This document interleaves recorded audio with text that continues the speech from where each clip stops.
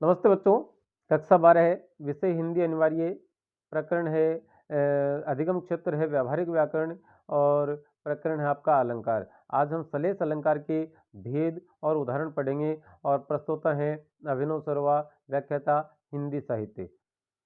चलिए देखते हैं श्लेष अलंकार क्या होता है कि जब किसी पद में प्रयुक्त किसी एक शब्द के एक से अधिक अर्थ ग्रहण कर लिए जाते हैं तो वहां श्लेष अलंकार माना जाता है। मतलब शब्द तो कितनी बार आया है? एक बार। अर्थ कितने निकलते हैं? एक से ज्यादा। अर्थ एक से ज्यादा एक ही शब्द देता है तो वहां पर क्या होता है? श्लेष अलंकार। देखो, कहने का अर्थ यह है कि जब कोई शब्द अलग अलग संदर्भ में अलग अलग अर्थ प्रकट करने लगता है तो वहां श्लेष अलंकार माना जाता है। अर्थात शब्द आता तो एक ही बार है पर अर्थ अलग अलग देता है, वह वहां श्लेष अलंकार की प्राप्ति होती है। जैसे रहीमन पानी राखिए, बिन पानी सब सून, पानी गए न उबरे, मोती मानस चून। आप दूसरी पंक्ति में देखेंगे पानी शब्द एक बार आया है, लेकिन मोती, मनुष्य और चूने तीनों के संदर्भ में इसका अर्थ अलग अलग है। विवेच्य पद में रेखांकित पद पानी, मोती, मनुष्य और चूने के संदर्भ में अलग अलग अर्थ प्रदान करता है, यहाँ श्लेष अलंकार माना जाएगा।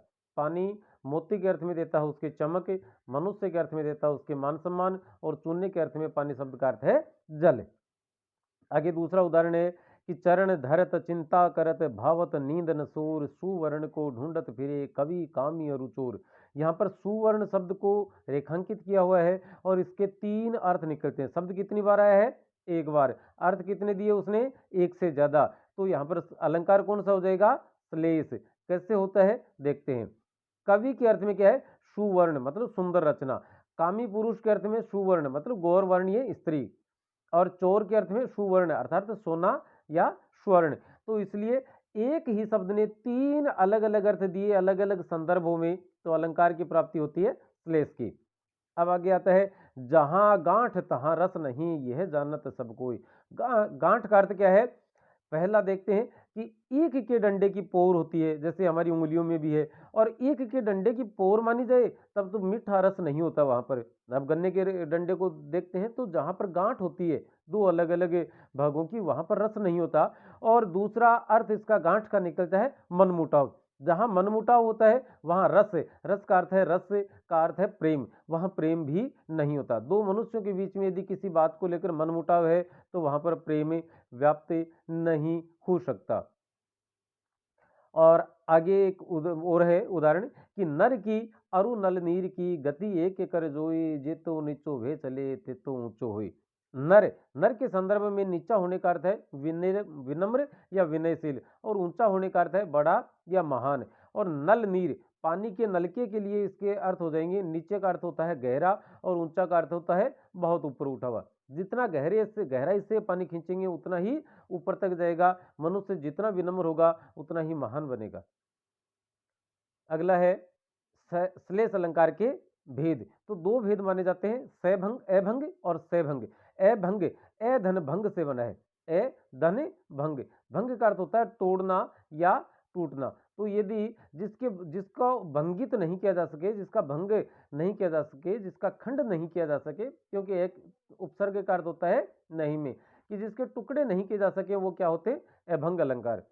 देखते हैं अभंग श्लेष अलंकार कि जब किसी पद में प्रयुक्त शब्द के टुकड़े किए बिना ही अलग अलग अर्थ ग्रहण कर लिया जाता है, वहां अभंग श्लेष अलंकार माना जाता है। जैसे मंगत को देखी, पट देती बार बार है। यहाँ पर पट को रेखांकित किया गया है। पट का अर्थ होता है दरवाजा, मंगत का अर्थ होता है भिखारी। कि भिखारी को देखकर कोई महिला है जो अपना दरवाजा बंद कर देती है बार बार। और एक वही महिला दूसरी महिला और है, या उसी के अर्थ में हम ये भी मान सकते हैं कि पट का अर्थ दूसरा होता है वस्त्र या कपड़े, कि भिखारी को देखकर कोई महिला उसे बार बार कपड़े या वस्त्र देती है। तो और ऊपर दिए गए क्या लिखा है कि ऊपर दिए गए सभी उदाहरण अभंग श्लेष अलंकार के ही उदाहरण, आप इनमें से देख सकते हैं। यहाँ पर देखिएगा नीचो ऊंचो का कोई टुकड़ा नहीं हुआ, यहाँ गांठ हो रस का नहीं हुआ, यहाँ सुवर्ण का नहीं हुआ, यहाँ पर पानी का नहीं हुआ। तो इस प्रकार से हम कह सकते हैं कि सारे अभंग श्लेष अलंकार के उदाहरण थे।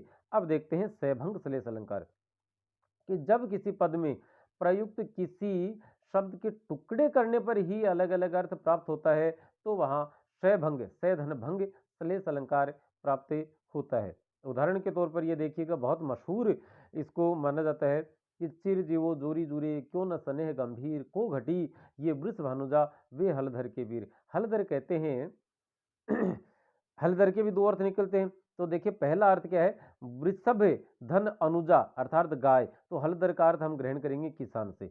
वृषभ धन अनुजा से ग्रहण करेंगे गाय, तो इधर हलधर का अर्थ हो जाएगा किसान, कि ये गाय है तो वो हलधर के वीर वो किसान है, और इधर सॉरी किसान के भाई बैल है ना। हलधर का अर्थ क्या होता है, किसान, और हलधर के वीर बैल।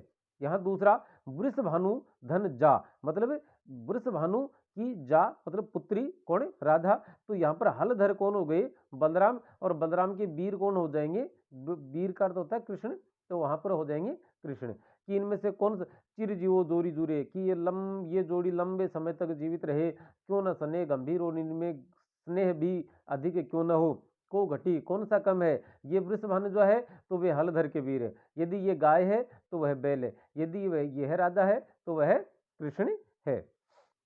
एक प्रश्न भी रखा गया आपके लिए कि जो रहीम गति दीप की कूल कपूत गति सोए वारे उजियारो करे बाढ़े अंधेरो होए। यहाँ पर वारे और बाढ़े इन दोनों शब्दों में क्या था, अलंकार श्लेष था।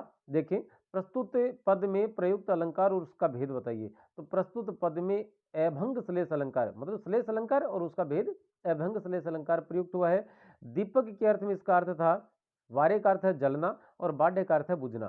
कि रहीम कहते हैं कि गति दीप की कुल कपूत गति सोई। रहीम कहते हैं कि दीपक और किसी कुल में जन्म लेने वाले कपूत की गति एक जैसी ही होती है, कि वे जैसे दीपक के अर्थ में जब दीपक जलता है तो उजाला करता है, बाढ़े अंधेरो होए जब बुझता है तो अंधेरा हो जाता है। उसी प्रकार से कपूत के अर्थ में वारे का अर्थ है जन्म लेना। जब कपूत जन्म लेता है तो एक बार तो खुशियां छा जाती हैं, उजाला होता है, लेकिन जब वो बड़ा होता है तो वहां पर क्या होता है, अंधेरा होए, वहां पर घर के जो लोग हैं वो परेशान और दुखी हो जाते हैं।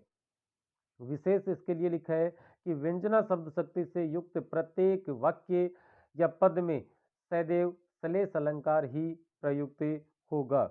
और हम हैं ये। चलिए, आज के इस वीडियो में फिलहाल इतना ही।